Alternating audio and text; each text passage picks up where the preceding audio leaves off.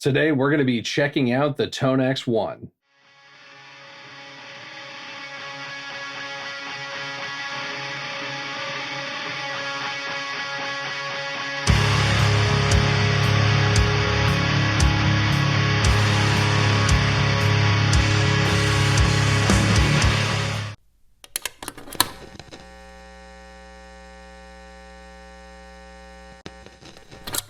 There was definitely a lot of hype when this thing came out, same with the bigger version of it.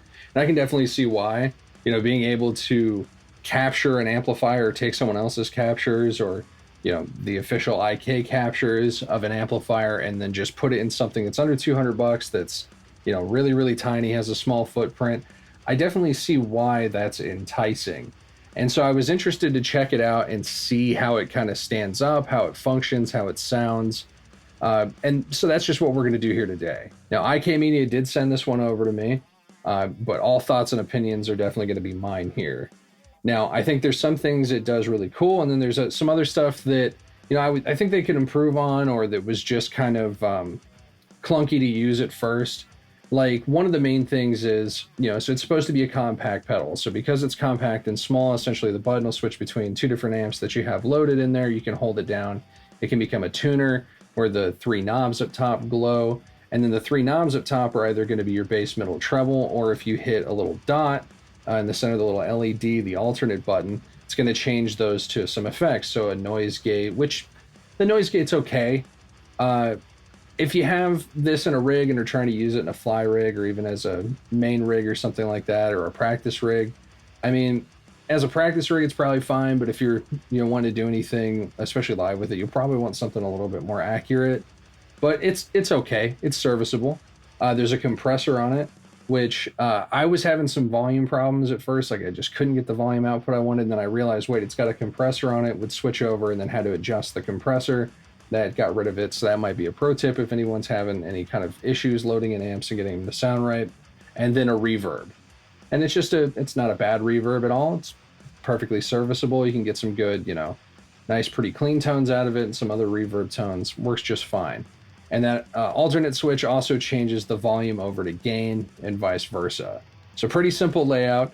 But the main thing is, like I said, because it shares knobs, that does introduce a couple of issues. Like I said, the compressor was kind of messing with me level-wise. If you want to adjust anything, you might wildly adjust one thing, like say the reverb, like I don't want any reverb on my high gain sound, so I turn it all the way down.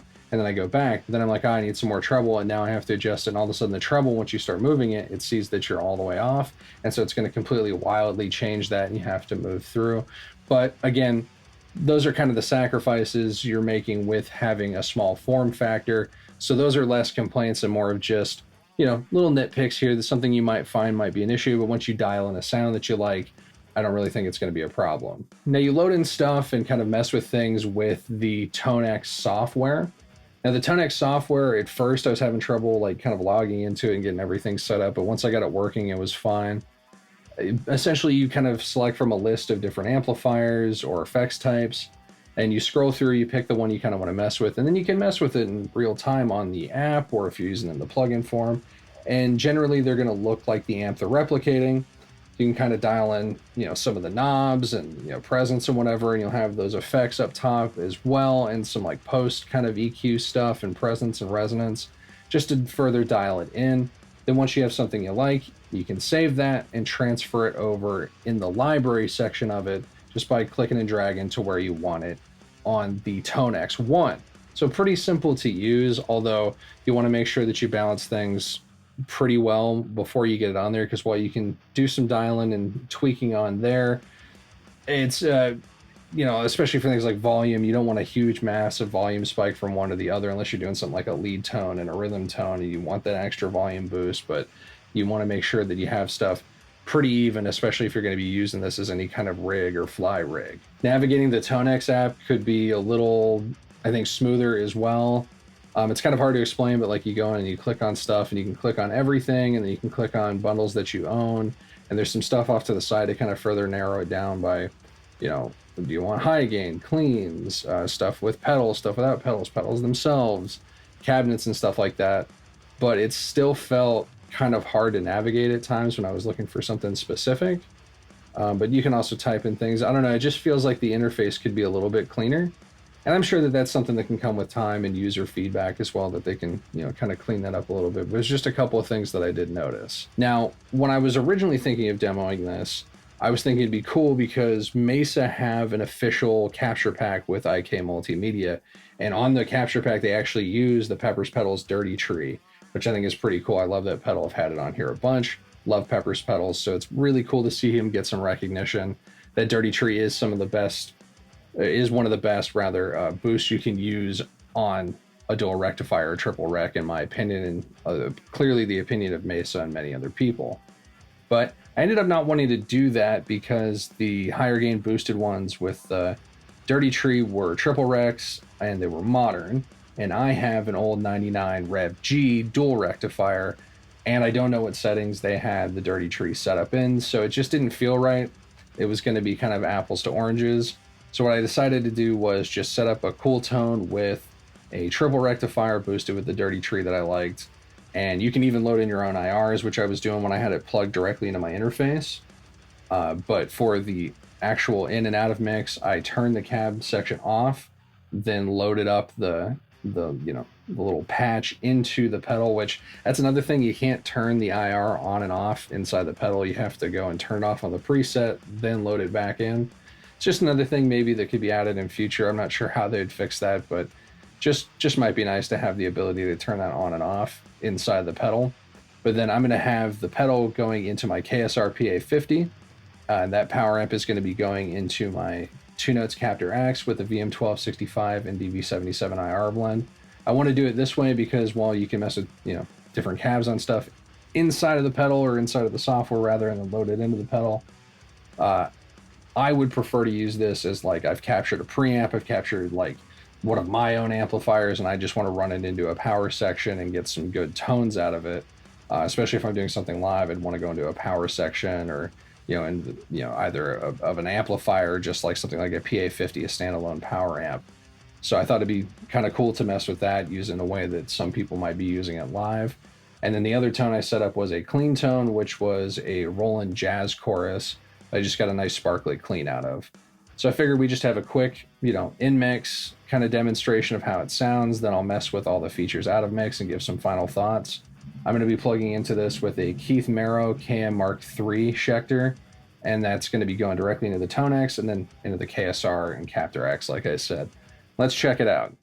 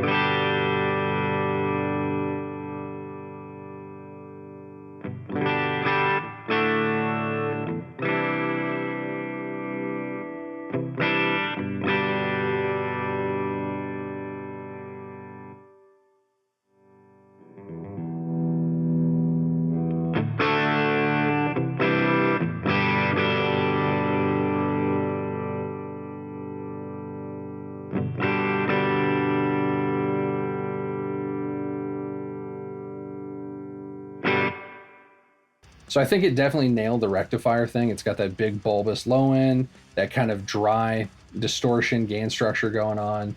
Uh, it sounds better scooped instead of mid boosted, which I find every rectifier I've ever owned sounds better that way. So it was definitely cool to see such a good capture of it. I know rectos can be so hard to actually properly nail down. And then the jazz chorus sounded perfectly clean and nice. And I realized, while I was making this video, I kind of accidentally did a Metallica kind of rig. So I think I ended up playing a couple of Megadeth riffs in there in the out of mix just to kind of be a little bit cheeky.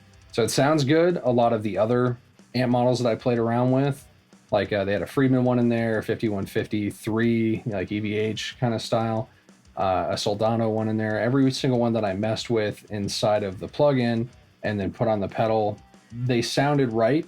They sounded like the real ones I either have experience with or own myself, and I dialed them in very similarly, which means to me that they definitely nailed it in terms of capturing him. So the capture stuff's pretty cool. Definitely makes me want to pick up the capture thing that they have so that I could maybe capture some of my amps in future, put them up for people if they'd want them, even some of my pedals and whatnot. So what are my final thoughts on it? I think it sounds decent. You could definitely use this as a fly rig, or if you had a really simple setup and just like an amp and like maybe a clean tone or a lead tone, you could definitely even gig with this and go straight to front of house or do a power amp, and it's going to sound good.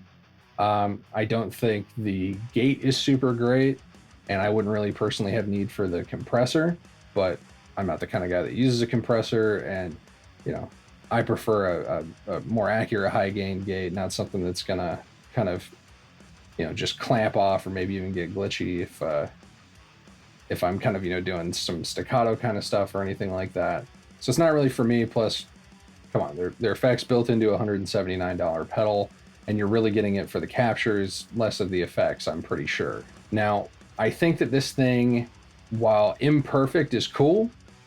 I think, again, the ability to put captures of amplifiers and rigs into people's hands for under $200 is really cool, and I think why there was so much hype around this. And I do really genuinely think this is an awesome step forward for this kind of capture technology, and is going to make this a lot more accessible for a lot of musicians, this and the regular Tonex. I think that, it can be a little clunky to use at times, same with the app, and I think that there could just be a little bit of refinement there, but overall, it's a cool little device, and I'm glad I got to check it out. It definitely chugs. Like I said, I was really surprised it nailed the rectifier sound.